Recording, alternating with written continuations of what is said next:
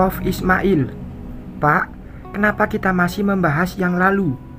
Bukankah kita sudah punya cucu sekarang ini? Ujar Mami berusaha membuat bapak tidak emosi. Sementara itu, ada beberapa wartawan masih di sini, merekam dan menyaksikan. Entah apa yang akan keluar berita di surat kabar besok.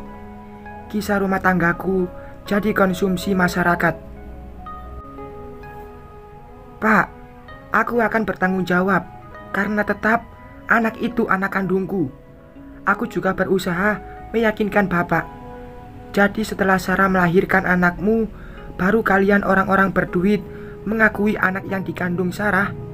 Atau karena istrimu tak kunjung hamil, bapak melototi kami? Selama ini kalian kemana?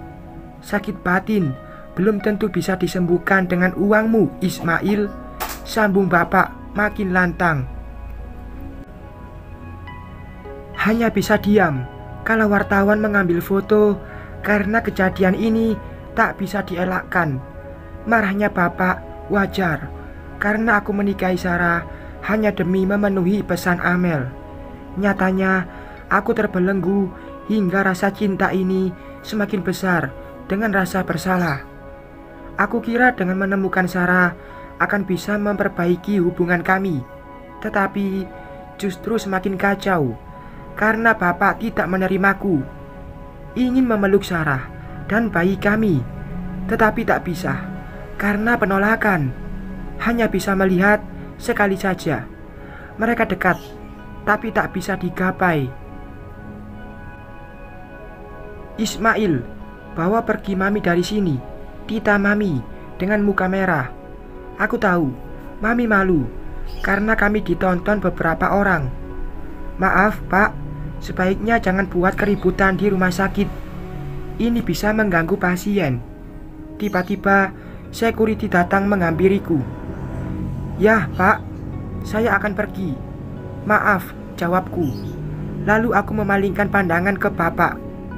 Pak, tolong izinkan aku menemui Sarah dan anakku. Sarah tidak ingin bertemu denganmu atau dengan ibumu. Jadi tidak usah repot. Gunakan saja uang kalian buat menyumbang ke panti asuhan atau kegiatan amal hingga nama kalian dipandang. Kami keluarga miskin tidak butuh sumbangan itu. Insya Allah kami masih mampu mencari makan. Pak, apapun yang terjadi, anak yang dilahirkan Sarah adalah cucu saya. Suara Mami terdengar lantang. Sejak kapan ibu menganggap anak yang dilahirkan Sarah adalah cucumu? Bukankah kamu telah mengusir anakku dari rumah besarmu lantaran ia terlahir dari keluarga miskin dan orang tua kampungan? Jangan kotori tanganmu dengan kaum miskin seperti kami, Bu. Jika menantu kayamu tak mampu memberikan cucu, silahkan nikahkan lagi anakmu dengan wanita lain. Bukankah masih banyak wanita yang jauh lebih daripada Sarah? Gunakan uangmu agar bisa membeli cucu dari rahim wanita dari keluarga terpandang, agar keturunanmu tidak dikotori orang-orang miskin seperti kami. Mami terdiam dengan menghela napas besar berulang kali. Aku khawatir penyakit Mami kambuh. Sebaiknya Mami dibawa keluar dari sini secepatnya. Sepertinya masalah ini tak akan selesai hari ini. Aku akan menemui Sarah sendirian setelah mengantar Mami pulang. Ayo kita pulang, Mi, ajakku. Ingin memapah Mami. Mami tampak pucat, tetapi berusaha dikuatkan. Ismail, cucuku di dalam. Butiran bening itu mengalir di sudut mata Mami. Apakah ini dinamakan rindu melihat cucu? Satu hal lagi, jangan pernah menemui Sarah atau keluarga miskin seperti kami. Dan jangan pernah membawa cek atau kirim uang pada kami, karena harga diri orang miskin seperti kami tak akan mampu kalian beli, meskipun menghabiskan semua harta kalian. Lalu bapak berlalu masuk ke ruangan inap Sarah. Aku membawa Mami keluar dari rumah sakit. Beberapa wartawan mengikuti dengan banyak pertanyaan, hingga aku memilih menghindar dan terus melangkah ke mobil. Tak ada gunanya menanggapi pertanyaan wartawan karena pasti akan menyudutkan Mami, terutama aku. Jika aku bisa menerimanya karena memang itu salahku, tetapi tidak bagi Mami karena masih belum sehat. Ternyata kita salah selama ini. Mami kira dengan uang bisa membeli mereka, karena apalagi yang dibutuhkan kaum miskin kalau bukan uang. Aku diam menyimak sambil menyetir.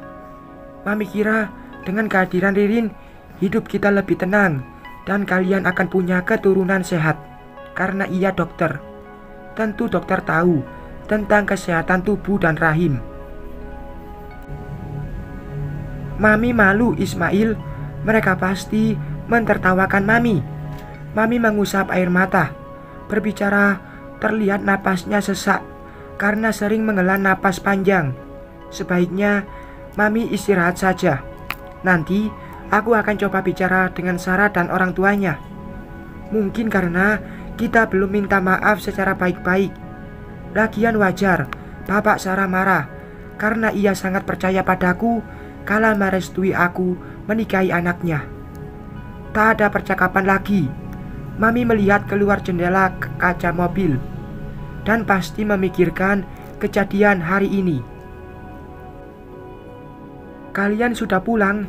Tanya Ririn ketus. Baru menginjakkan kaki di ruang tamu, Ririn menyambut kami dengan pertanyaan. Ia duduk bersilang kaki dan terlihat sangat santai.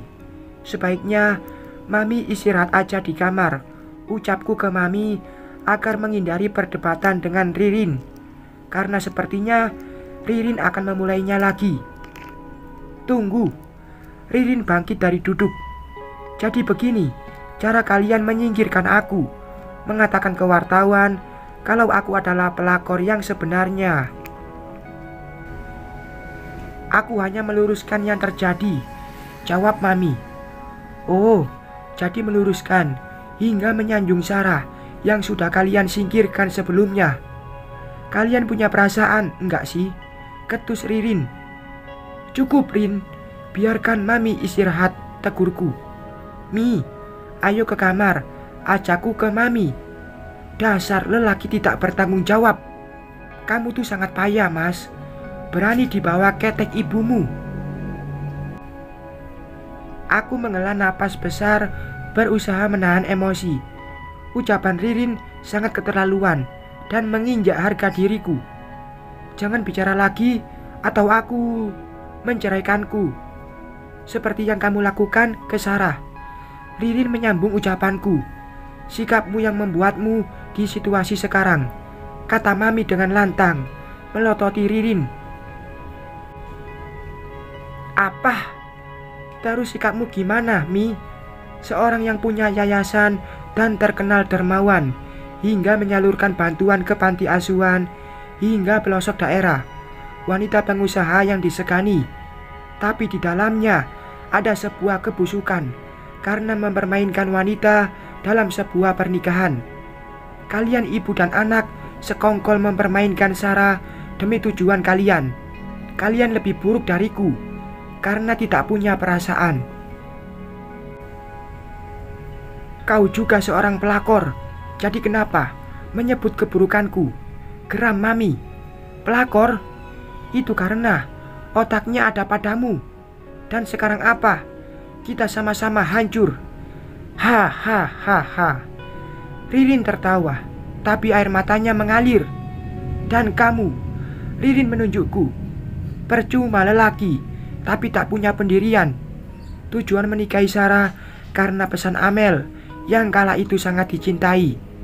Tapi dibalik semua itu hanya demi mencoba tidur dengannya hingga ia hamil dan melahirkan. Begitu juga dengan menikahiku, hanya mencoba tidur denganku agar bisa punya keturunan. Kamu bajingan, Mas. Ya Tuhan, aku bersyukur Tuhan tidak mengabulkannya, karena aku tak ingin punya keturunan dari manusia macam kalian. Tidak seperti itu, Rin, sanggahku. Terus apa? Kamu mempermainkan hatiku dan Sarah. Kalau kamu mencintai Sarah, kenapa tak menceraikan aku dari dulu dan mengejarnya? Tapi tidak dilakukan. Sekarang kamu mengejar Sarah lantaran ia sudah melahirkan anakmu. Masih banyak wanita yang akan dimanfaatkan dalam ikatan pernikahan. Masih mau main-main lagi atau mencicipi berapa orang wanita lagi, Mas? Ini bukan salah Ismail, tapi salahku yang menuntut patunya seorang anak. Ririn menatap Mami. Apa? Alasan patuh? Emang putramu anak kecil yang bisa dikendalikan. Ia seorang pengusaha sukses dan dihargai di kota ini. Tentu punya otak kan? Ririn menunjuk kepalanya. Sekarang aku dipandang miring oleh masyarakat. Tapi kalianlah penjahat sebenarnya. Kalian membuat skenario ini. Aku tak bisa berucap lagi. Karena kenapa ucapan Ririn terdengar benar? Aku dan Mami membuat rencana hingga semua ini terjadi. Aku dicap pelakor dan suamiku membenarkannya. Hebat ya. Setelah ia menikah dan sudah tidur denganku kala aku tak kunjung hamil dan mantan istrinya melahirkan. Setelah dicerai, aku dicampakkan seperti sebuah benda yang tidak berguna lagi. Satu hal yang kusesali hingga sekarang. Aku merebut suami Sarah dengan bermodalkan kecantikan dan dari keluarga terpandang. Kini aku sadari betapa bodohnya aku karena seorang wanita cantik, dokter, dan kaya. Tetapi seorang pelakor. Aku bodoh karena mencintai suami orang yang tidak lain hanya seorang lelaki pengecut dan bajingan.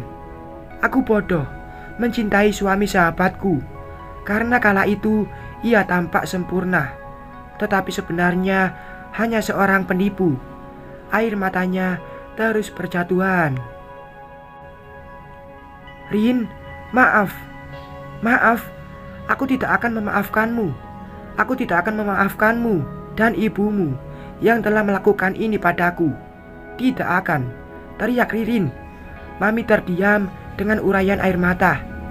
Ya Tuhan, aku melakukan kesalahan lagi.